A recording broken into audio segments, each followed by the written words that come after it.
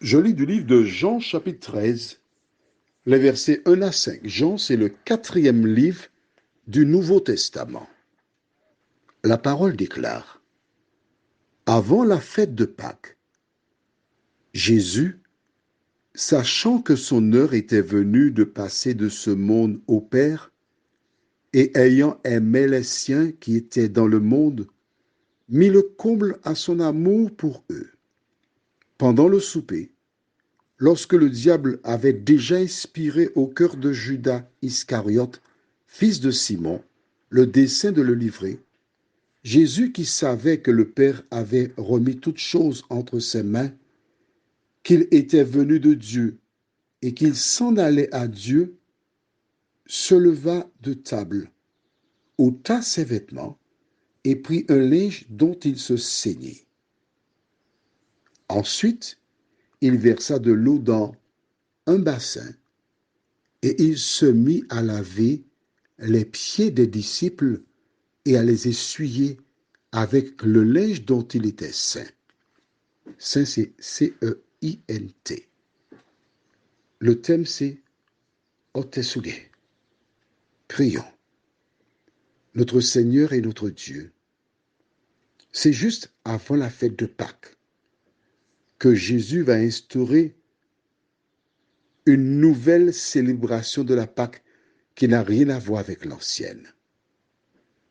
Tandis que nous lisons la parole, aide-nous à avoir la crainte de ton nom, c'est-à-dire à respecter la parole, au nom de Jésus et pour ta gloire éternelle.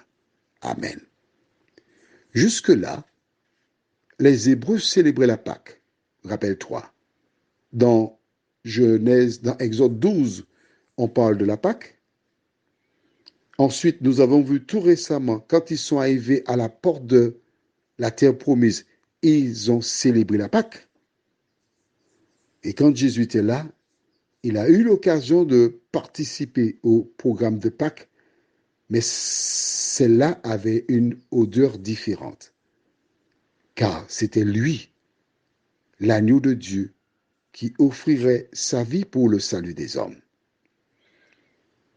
Alors, tandis qu'il se trouvait là pour cette fête de Pâques, la Bible déclare que Jésus enleva ses vêtements, pas tous les vêtements, d'accord? Il enleva celui qui était visible.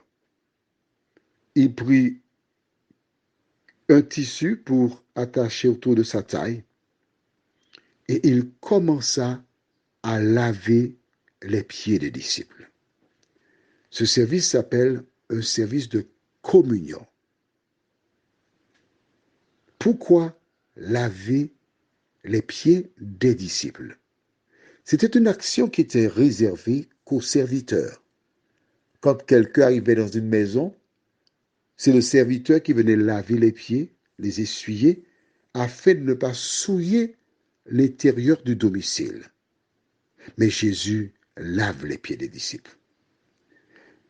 Si, pour Moïse, il a demandé d'ôter les chaussures, à Josué de même, mais là, il lave les pieds. Pourquoi? Qu'est-ce que cela représente? Entre le moment où tu acceptes Jésus, que tu es baptisé, des péchés peuvent s'attacher à tes pieds. Tu commets le péché, en un mot.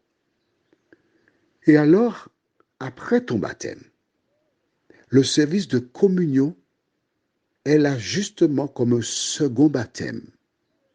Tu as fait tout ce qu'il fallait pour obtenir le pardon de Dieu. Quand on te lave les pieds, c'est-à-dire c'est quelqu'un qui lave tes pieds, c'est Jésus qui a lavé les pieds des disciples. Cela s'appelle le service d'humilité. Pendant que cette personne te lave les pieds, tu confesses, tu as déjà confessé, mais tu pries pour dire à Dieu d'accepter cette offrande.